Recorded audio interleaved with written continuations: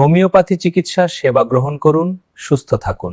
পুরো ভিডিওটি দেখুন, ভালো লাগলে লাইক শেয়ার করুন। আসসালামু আলাইকুম। আচ্ছা, এমন কি হয় যে রাতের ঘুমটা বারবার প্রস্রাবের চাপে ভেঙে যাচ্ছে আর এর ফলে সারা রাত ঠিকমতো ঘুমই হচ্ছে না?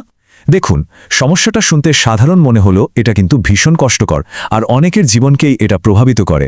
তো চলুন আজকের এই আলোচনায় আমরা এই সমস্যার একেবারে গভীরে যাব আর এর কিছু হোমিওপ্যাথিক সমাধান নিয়ে কথা বলবো।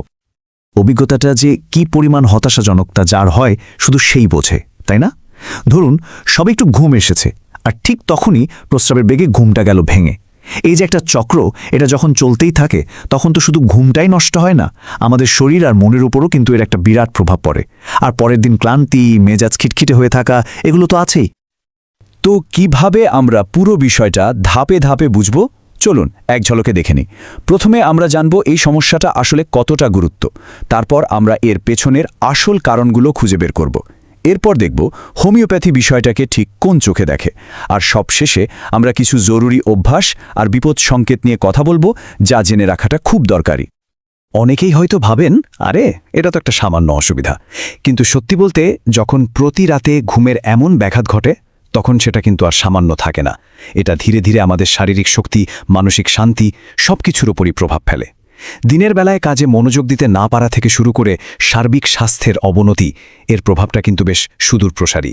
তাই বিষয়টাকে হালকাভাবে নেওয়ার কিন্তু কোনো সুযোগ নেই।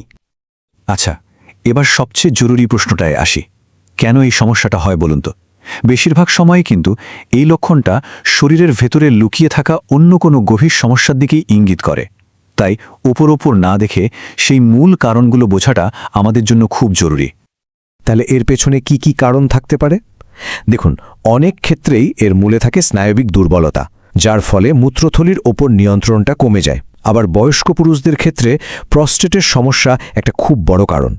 শুধু তাই নয়, ডায়াবেটিস, মারাত্মক মানসিক চাপ বা উদ্বেগ, এমনকি রাতে ঘুমোতে যাওয়ার আগে বেশি করে চা, কফি বা পানি খাওয়ার অভ্যাসও কিন্তু এই সমস্যার জন্য দায়ী হতে পারে। তো কারণগুলো তো আমরা বুঝলাম, এখন চলুন একটু অন্য দৃষ্টিকোণ থেকে দেখি। মানে হোমিওপ্যাথি এই বিষয়টাকে কিভাবে দেখে? প্রচলিত চিকিৎসার বাইরে এর কিন্তু একটা সম্পূর্ণ নিজস্ব দৃষ্টিভঙ্গি আছে, যা চেষ্টা করে সমস্যার একেবারে গোড়া পর্যন্ত পৌঁছাতে। এই তুলনাটা দেখলেই কিন্তু পুরো ব্যাপারটা পরিষ্কার হয়ে যায়। একদিকে দেখুন, অনেক চিকিৎসায় শুধু তাৎক্ষণিক উপসর্গটাকেই হয়তো দাবিয়ে রাখা হয়, কিন্তু অন্যদিকে হোমিওপ্যাথি কী করে? সে চেষ্টা করে সমস্যার একেবারে মূলে গিয়ে শরীরকে ভেতর থেকে সারিয়ে তুলতে। ব্যাপারটা অনেকটা এরকম যে গাছের পাতায় পোকা লাগলে শুধু পাতায় ওষুধ না দিয়ে গাছের গোড়ায় জল সার দিয়ে তাকে ভেতর থেকে শক্তিশালী করে তোলা। এর লক্ষ্যই হলো কোনো পার্শ্ব প্রতিক্রিয়া ছাড়া একটা স্থায়ী সমাধান দেওয়া। এবার আমরা এমন 5টি গুরুত্বপূর্ণ হোমিওপ্যাথিক প্রতিকার নিয়ে আলোচনা করব, যেগুলো এই সমস্যার ক্ষেত্রে প্রায় ব্যবহার করা হয়। চলুন একটু ভালোভাবে দেখে নিই কোন প্রতিকারটা ঠিক কোন ধরনের লক্ষণের জন্য সবচেয়ে বেশি কার্যকর।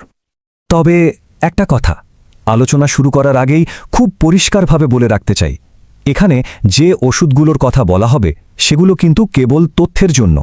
দয়া করে নিজে থেকে কোনো ওষুধ খাওয়া শুরু করবেন না, কারণ সঠিক প্রতিকারটা কি হবে তা নির্ভর করে একজন মানুষের শারীরিক আর মানসিক অবস্থার উপর, যা কেবল একজন অভিজ্ঞ চিকিৎসকই ঠিক করতে পারেন। এই টেবিলটা একটু খেয়াল করুন, যেমন কস্টিকাম আর জিঙ্কাম মেটালিকাম, এই দুটোই কিন্তু স্নায়বিক দুর্বলতা বা উত্তেজনার সাথে জড়িত সমস্যার জন্য দারুণ কার্যকর। আবার ধরুন ক্রিওজোটাম, এটা তখন কাজে আসে যখন প্রস্রাবের বেগটা হয় খুব হঠাৎ আর তীব্র। বয়স্ক পুরুষের প্রোস্টেটজনিত সমস্যার জন্য স্যাবেলসেরুলেটা একটা খুবই পরিচিত প্রতিকার। আর যখন শারীরিক আর মানসিক ক্লান্তি দুটোই একসাথে জেঁকে বসে, তখন ফসফরিক অ্যাসিড বিশেষভাবে কাজে আসতে পারে। দেখুন, শুধু ওষুধ খেলেই কিন্তু সব সমস্যার সমাধান হয়ে যায় না। এর পাশাপাশি আমাদের জীবনযাত্রার কিছু অভ্যাস বদলানো আর কিছু বিপদ সংকেত সম্পর্কেও সচেতন থাকাটা কিন্তু সমানভাবে জরুরি। ওষুধের পাশাপাশি এই ছোট ছোট অভ্যাসগুলো কিন্তু ম্যাজিকের মতো কাজ করতে পারে। যেমন ঘুমানোর অন্তত 2 ঘন্টা আগে থেকে পানি পান কমিয়ে দিলে শরীর রাতের জন্য তৈরি হওয়ার সময় পায়। সন্ধ্যায় চা বা কফি একেবারেই নয়, কারণ এগুলো মস্তিষ্ককে উত্তেজিত করে রাখে, যা গভীর ঘুমের পথে বাধা দেয়। আর হ্যাঁ, প্রতিদিন একটা নির্দিষ্ট সময়ে ঘুমানোর অভ্যাস করলে আমাদের শরীরের নিজস্ব যে ঘড়িটা আছে সেটা একদম ঠিকঠাক কাজ করে। আর মানসিক চাপ কমানোর চেষ্টা তো করতেই হবে। তবে কিছু লক্ষণ আছে যেগুলো দেখা দিলে কিন্তু একদমই অবহেলা করা যাবে না। এগুলো হলো রেড ফ্ল্যাগ বা বিপদ সংকেত। যেমন ধরুন প্রস্রাবের সময় ব্যথা বা জ্বালাপোড়া হওয়া কিংবা প্রস্রাবের সাথে রক্ত যাওয়া, এগুলো কিন্তু গুরুতর কোনো সমস্যার ইঙ্গিত হতে পারে। এমন পরিস্থিতিতে ঘরোয়া সমাধানের চেষ্টা না করে অবশ্যই যত দ্রুত সম্ভব একজন বিশেষজ্ঞ চিকিৎসকের সাথে কথা বলুন। তাহলে আজকের পুরো আলোচনা শেষে আমরা এই প্রশ্নটা নিয়ে একটু ভাবতে পারি, তাই না? যে হয়তো একটা আরামদায়ক নীরব বিচ্ছিন্ন ঘুমের আসল চাবিকাঠিটা শুধুমাত্র বাইরের উপসর্গকে চাপা দেওয়ার মধ্যে নেই। আসল সমাধানটা লুকিয়ে আছে সমস্যার একেবারে মূলে গিয়ে তার উৎসটাকে সারিয়ে তোলার মধ্যে। আর এই দৃষ্টিকোণটাই হয়তো আমাদের স্থায়ী সুস্থতার দিকে একটা নতুন পথ দেখাতে পারে।